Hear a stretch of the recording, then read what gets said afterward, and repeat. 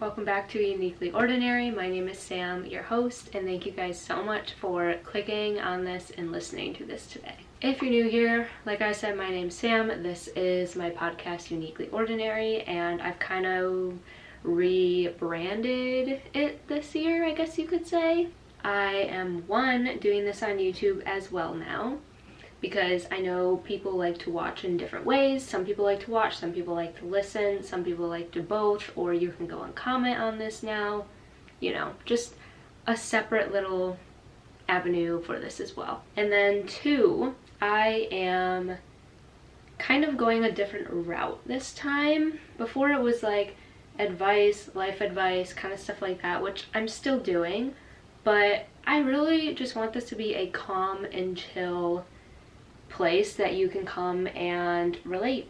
Listen to me rant about problems, listen to advice, listen to honestly whatever's on my mind for that week, for that day, whatever. I love listening to those podcasts. I like listening to ones where there's kind of something different every week, but it's along the same lines. So that's what we're going for. And as you can probably see if you're watching my YouTube, we go for a very chill, calm vibe. I'm in a little different spot than I was last week. Last week I was in my little reading nook chair, which I would be in, but my dog stole it from me. So today we're just sitting and rocking in our office chair. But today is my day off of work. I work 4/10, so I have 1 day a week off of work. And I had a little free time today, so I figured, why not record a podcast? I also just finished a whole thing of matcha, so I got a little bit of energy in me. Okay, on to today's episode, which is going to kind of be advice about being in a long-term relationship, but specifically how not to lose yourself in your relationship, because I feel like that's a very big issue that occurs, especially in younger couples. So again, if you're new, for those who don't know, I have been in a relationship for 7.5 years now. So since I was 15, 16 years old. He is my high school sweetheart, my love of my life, the person I'm going to marry and have kids with. Like, we already know that. But do not get me wrong, we have had our ups and downs, we have had our issues, we have had our breaks, and we have learned how to make our relationship the strongest and best possible, and I figured I will give that a share with you guys. As much as those bad times and everything hurt me, I'm also so thankful because it helped us grow together and it helped us create the relationship that we have nowadays. We've been through literally so much. Like I said, 7.5 years. We started when we were teenagers in high school, which we've just been through so much together. And I feel like when, like I said, especially younger couples go through all of these life changes with each other, you start to separate. You start to not be as close with each other because everything is tough. You're navigating your teens, you're navigating your 20s, you're going to college, graduating high school, getting jobs, figuring out what you want your future to be. If you don't have bumps in the road, then I don't know how you're doing it. But the point of this is I've heard of so many people breaking up during these stages, not because they don't love their significant other, but because they've lost themselves and they feel like the relationship is just forever broken now. And this is a personal opinion, but I do not think you need to break up to be able to live your own life and be independent. I get if you feel like you depend too much on the relationship or that person and you just don't feel like you have an individual self anymore. I get that because I had that stage in my life and in my relationship a while ago. I get it. But I don't think you need to necessarily break up in order to fix that part. And that is a mistake that we made. We broke up, yes. I mean, we call it a break, but we came back together and we realized that that hurt our lives more than it would have if we talked to each other and figured this out.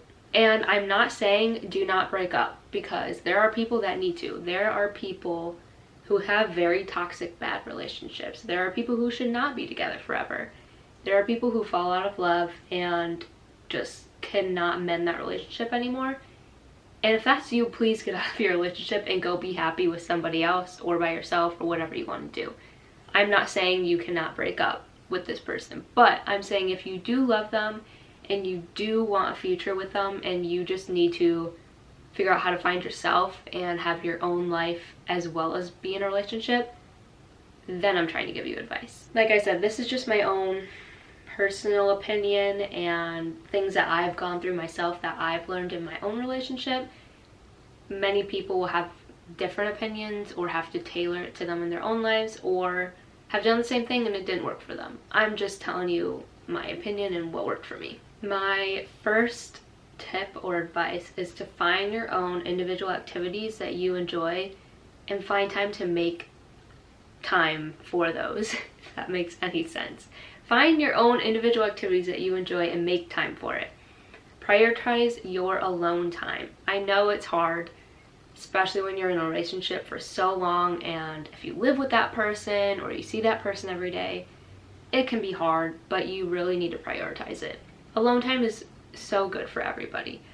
As much as I love Kelvin, I need my time away from him at times because, especially if we're like just in bad moods or arguing or whatever, like we just need our alone time sometimes to gather our thoughts, to fix our attitude, to do something that we enjoy without the other person around. Like, you have your own lives apart from your relationship. You don't have to do everything together. A lot of losing yourself is not being able to grow individually, and that stems from being around your significant other 24/7. I had this issue, we had this issue.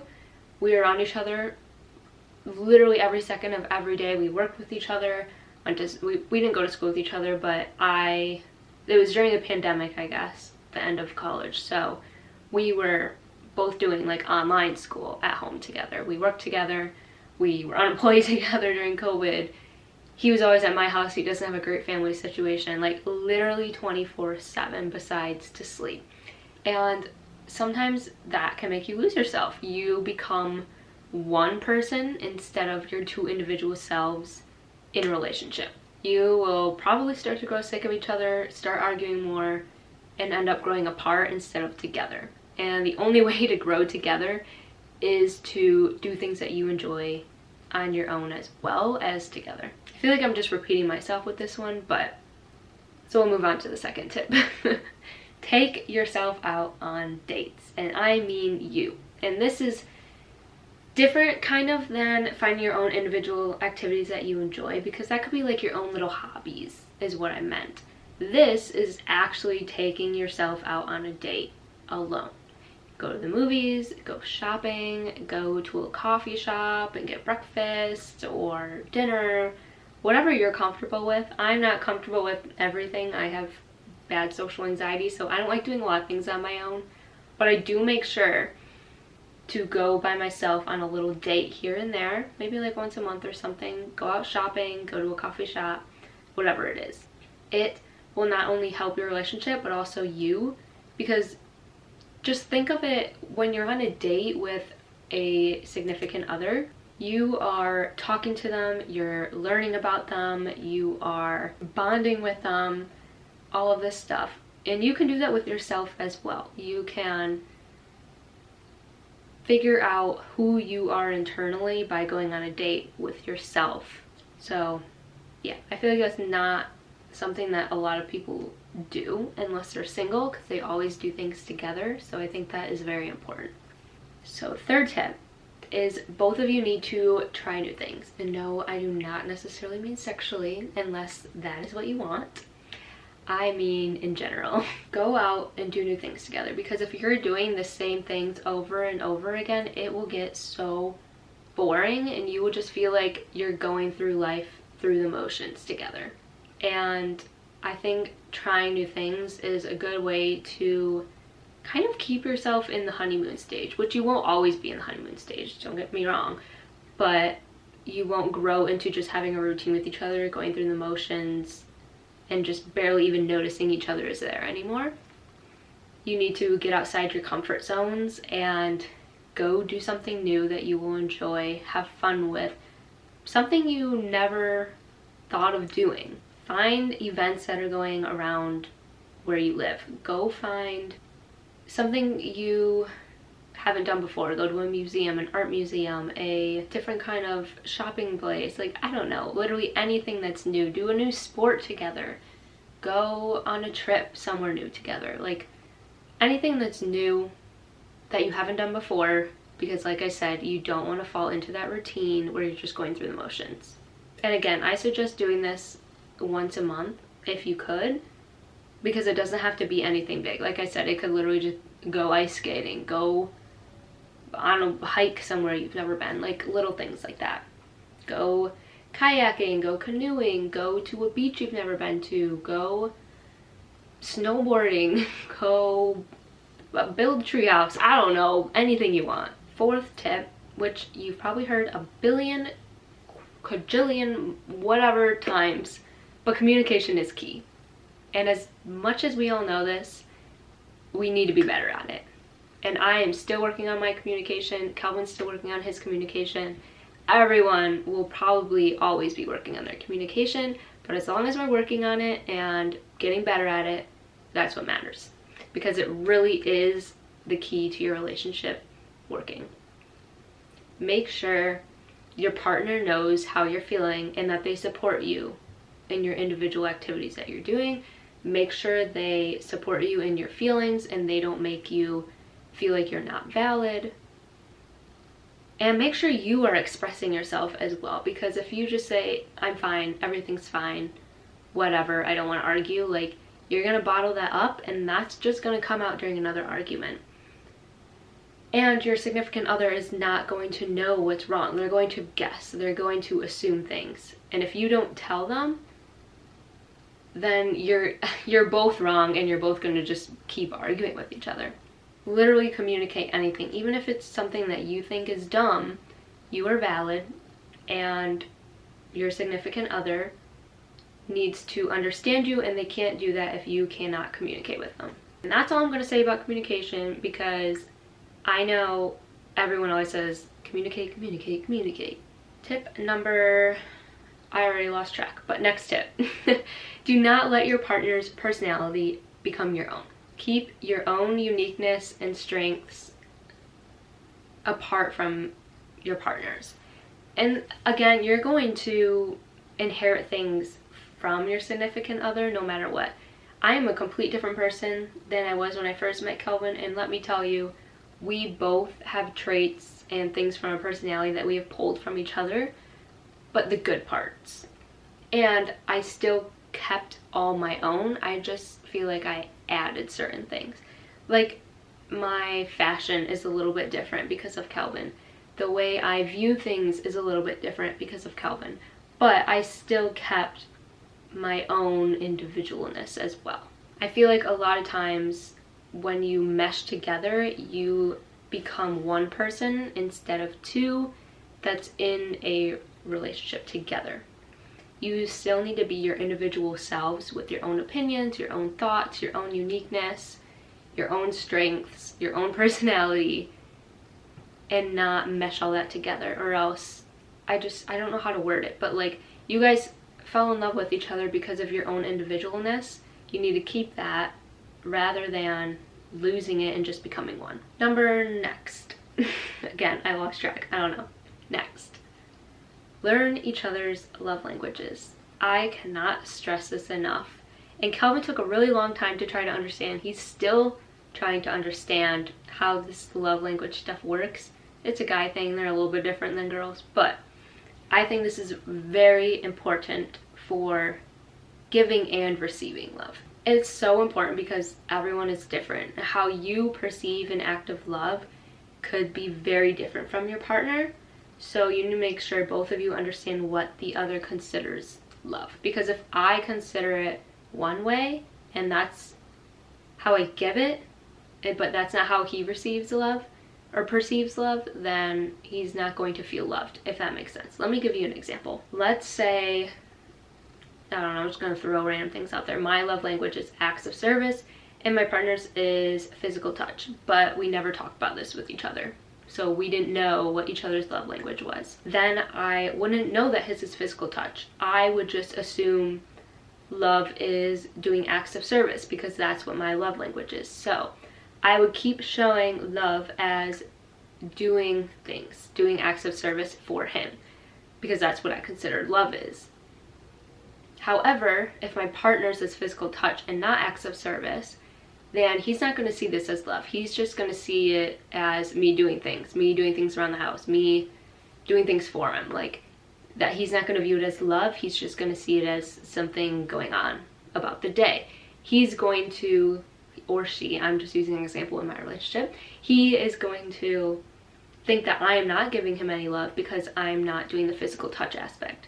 And then I will also not think that he's giving me any love because he is only giving me physical touch and not acts of service. I hope you guys kind of caught along with that. My point is that you both perceive love very differently, so you need to make sure how you give it to the other person is how they perceive love, and how they give it to you is how you perceive love, because it just really gets haywire if you don't, because then you guys just start thinking you're not loving each other, you're not doing things to appreciate me, yada yada, just because you're not doing it how that person perceives it. It's a really confusing concept, kind of. I would suggest reading into it and doing research about it because it's actually really interesting. But I do think it's very important to just understand, even if it's a couple different love languages for each person. And my last tip is to make sure that your future goals align. And obviously nothing's going to be 100% the same. You're not going to go and be like, oh, every single thing in our future is exactly the same. Perfect, whatever. Like, it's just not going to happen. And again, if it does, wow, good for you. But you have to make sure you're heading in the same direction and have the same ideas of your future and how you want your life to go.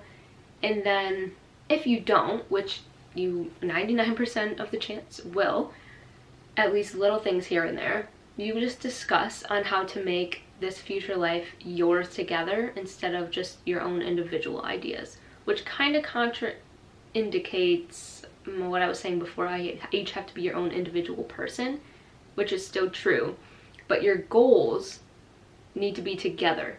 If it's your future goal to like stay together, stay married, have kids, have a family, whatever, but you need to just make sure that they align. Like, you can't have someone want to stay in the country, someone want to move across the country, and that's that.